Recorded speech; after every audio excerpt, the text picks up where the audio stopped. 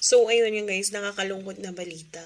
Pero wala tayong magagawa. So, you have to listen. Ito po ay with regards to connected entity violation.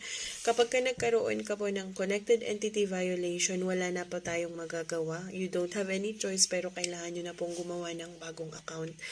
Sa akin din po sa part ko, nakakalungkot kasi yung isang account ko, ganun din po yung nangyari. I tried to appeal, mag-send po, makipag-chart sa Meta support, pero at last, or dun po sa last or end of our conversation, unfortunately, sabi na ganun ni Meta. Ayan, na hindi na talaga, wala nang magagawa pa. Kasi naka-final na yung decision na yun or naka-violate na talaga yung profile natin doon. Kaya sa mga ibang content creators na pinapaasa tayo na sinasabi na meron pa daw solusyon, meron ganito ganyan, wala na po. Sinasabi ko na po.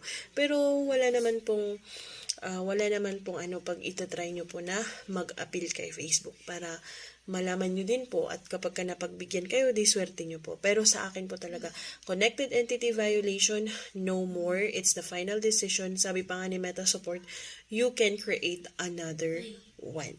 Kaya kung ako sa inyo guys, kapag ka meron na po kayong connected entity violation, kailangan na po natin na maggawa ng bagong page.